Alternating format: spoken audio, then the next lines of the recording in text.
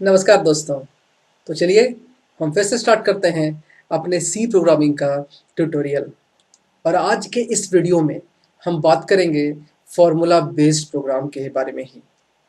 हमने अपने पिछले वीडियो में ये जान लिया था कि यदि आपको किसी भी प्रॉब्लम का फॉर्मूला पता हो, आपको ये पता हो कि उसको किसी फॉर्मूला पर सॉल्व कर सकते हैं, तो हम आसानी से उसको सी प्रोग्राम में कन्वर्ट कर सकते हैं।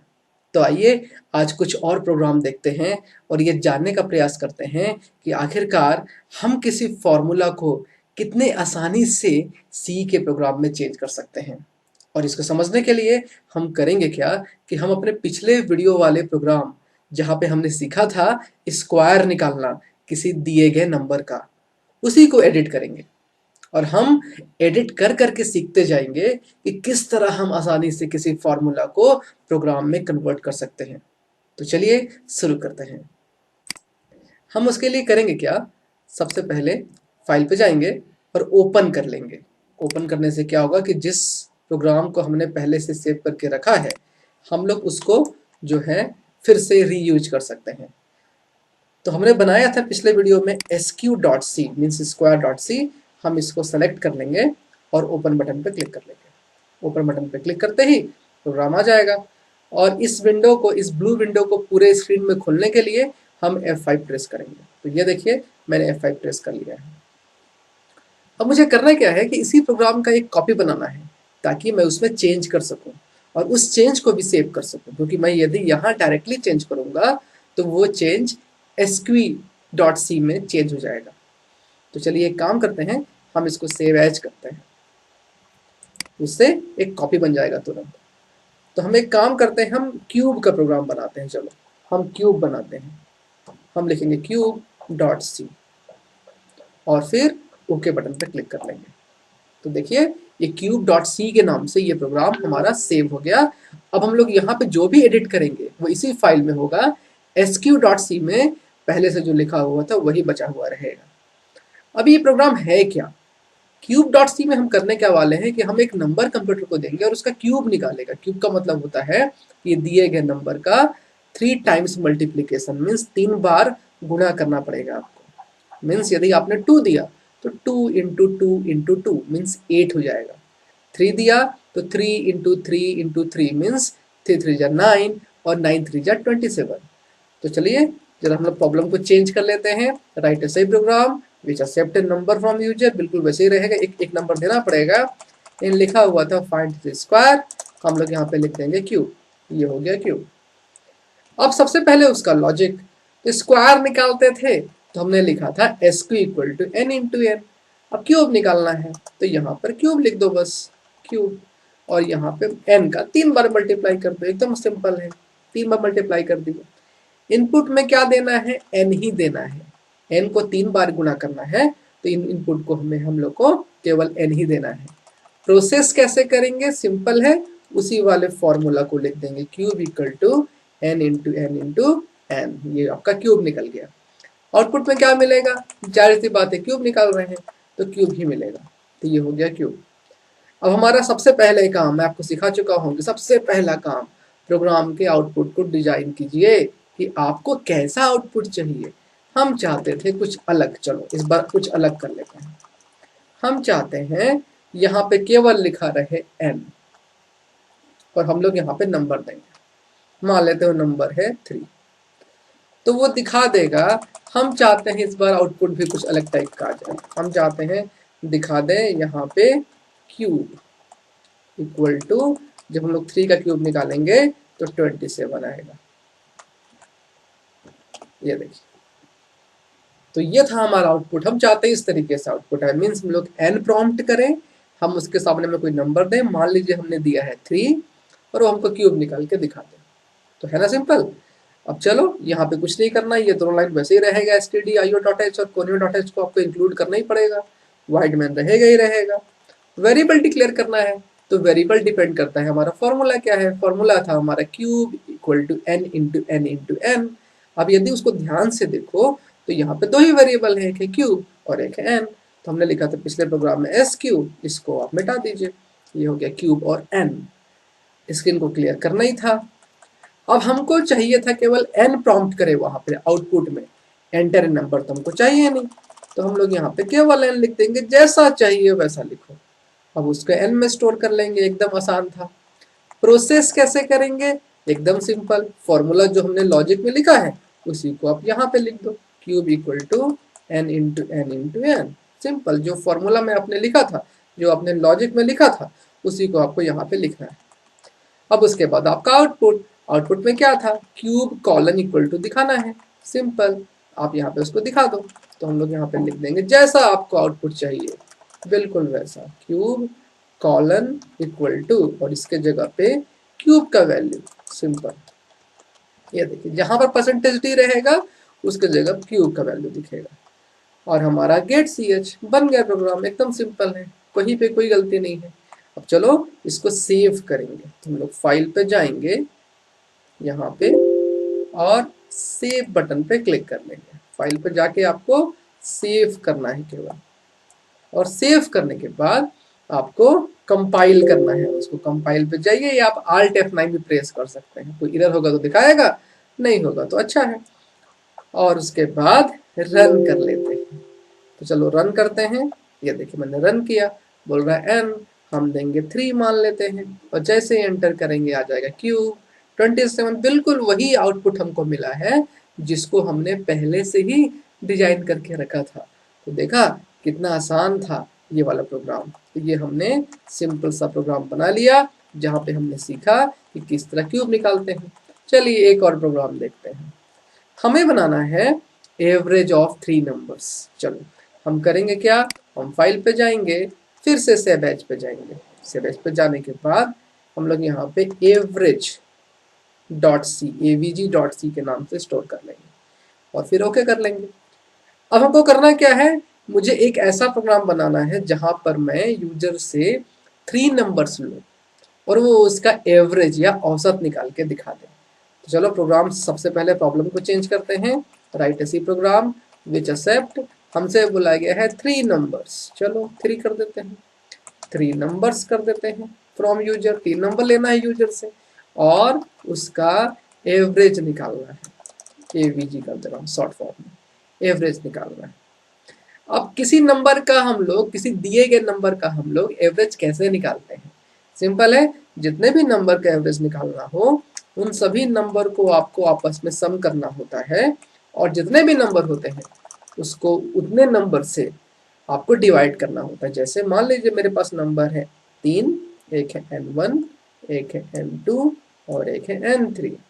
आप यहाँ पे ABC भी लिख सकते हैं, लेकिन ज़्यादा अच्छा होता है, जो ज़्यादातर प्रोग्रामर फॉलो करते हैं लगभग हर प्रोग्रामिंग लैंग्वेज में, वो है n1, n2 और n3, इस क्रम में आप रखेंगे तो ज़्यादा अच्छा है। और आपको इसको करना क्या है, सबसे पहले एक ब्रैकेट में रखना है, क्यों, क्योंकि सबसे पहले वो सम करेगा और कितने नंबर है 3, तो उसको 3 से डिवाइड कर लेना है। डिवाइड करने के बाद उसको एक वेरिएबल में स्टोर कर लेना है। तो ये हो गया लॉजिक। तो यदि आपको एवरेज निकालने आता है तो ही आप इसको बना सकते हैं। यदि आपको एवरेज निकालने नहीं आता है तो फिर आपको पहले सीखना पड़ेगा खुद को कि एवरेज कैसे निकालते हैं, और फिर आप उसको सी प्रोग्राम में कन्वर्ट कर सकते हो। तो मैंने फॉर्मूला बना दिया, मुझे आता था, मैंने लिखा average equal to in a bracket n1 n2 plus n3 by 3। आप इस तरीके से लिख देंगे। अब इनपुट में क्या क्या देना है, यदि आपको 3 नंबर्स का, अगर आपको मैं बोलूँ एवरेज निकालने के लिए, तो जाहिर सी बात है आप मुझसे सबसे पहले 3 नंबर मांगोगे, तो इनपुट में हमको तीनों काम करना पड़ेगा, n1 n2 और n3, ये हम लोग 3 नंबर देंगे इनपुट में। प्रोसेस कैसे करेंगे, सिंपल है, जो लॉजिक होता है उसी को यहाँ लगाना है, क्योंकि फॉर्मूला बेस्ड बना रहे हैं। तो एवरेज इक्वल टू हमारा जो प्रोग्राम था n1 n2 और n3, इस तरीके से आप लिखिए और 3 से डिवाइड कर दीजिए, आउटपुट क्या मिलने वाला है, एवरेज, बन गया सिंपल, ये हमारा हो गया। अब हमको हमारा आउटपुट डिजाइन करना है कि जब प्रोग्राम को रन कराएंगे तो कैसा आएगा। तो हम लिख देते हैं, काम करते हैं, हम लिखते हैं एंटर n1, मान लेते हैं ये हो गया 10 या चलो 20, फिर बोलेगा एंटर n2 और हम इसको देंगे, मान लेते हैं 30, और फिर एंटर n3, हम इसको देंगे 10। तो ये दिखा देगा the average of 20, 30 and 10 is कितना आएगा, 30 और 20 50 प्लस 10 60, 60/3 मीन्स 20। इस तरीके से आपका आउटपुट आएगा। मैं चाहता था ऐसा है, आप किसी भी तरीके का आउटपुट डिजाइन कर सकते हो। ध्यान ये रखना है कि कोडिंग करने से पहले ये काम कर लेना है, नहीं तो आप कोडिंग किसका करोगे। तो कई बार स्टूडेंट्स करते क्या है, पहले कोडिंग कर लेते हैं और फिर जब आउटपुट आता है ना तो उसको देख के खुश हो जाते हैं, वाह ये आया। ऐसा नहीं करना है, हमेशा आउटपुट पहले बनाना है। और मैं आपको मजे की बात बताऊं कि आप जो बनाओगे ना वही आउटपुट आएगा, बिल्कुल सेम टू सेम, कोई भी चेंज नहीं होगा। तो चलिए प्रोग्राम शुरू करते हैं। सबसे पहले ये दोनों हेडर फाइल इंक्लूड तो होगा ही होगा, मेन रहेगा ही रहेगा, वेरिएबल डिक्लेयर करना है। तो हमारा लॉजिक था avg equal to n1 plus n2 plus n3/3। इसमें देखो टोटल कितने वेरिएबल हैं, एक है avg, एक है n1, एक है n2 और एक है n3। टोटल 4 वेरिएबल है। वेरिएबल का मतलब है जो प्रोग्राम में हर बार चेंज होते रहेंगे। जो 3 है वो चेंज थोड़ी होगा, हर बार 3 ही रहेगा यदि हमें 3 नंबर का ही एवरेज निकालना हो। और हम लोग प्रोग्राम भी वही बना रहे हैं।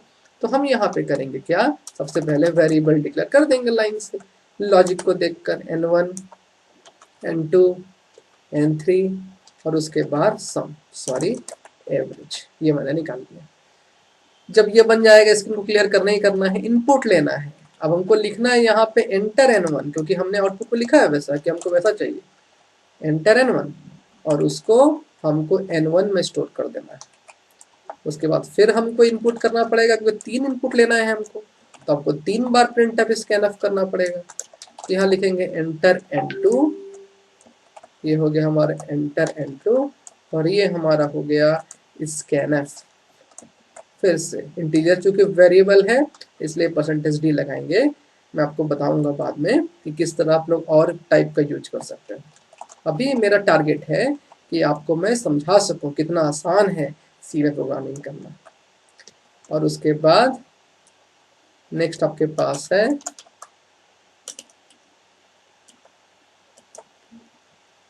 नेक्स्ट लाइन एंटर n3, ये चलो, और scanf %d कॉमा एंड के साथ n3, ये हमने 3 बार हमने इनपुट करा लिया। प्रोसेस कर लो, जो लॉजिक है उसी को यहाँ पे लिख दो, कोई प्रॉब्लम नहीं है। Average equal to n1 plus n2 plus n3, और इन तीनों को सम करेगा और डिवाइड कर देगा 3 से। और उसके बाद आउटपुट में क्या आने वाला है, आउटपुट में आएगा हमारा एवरेज।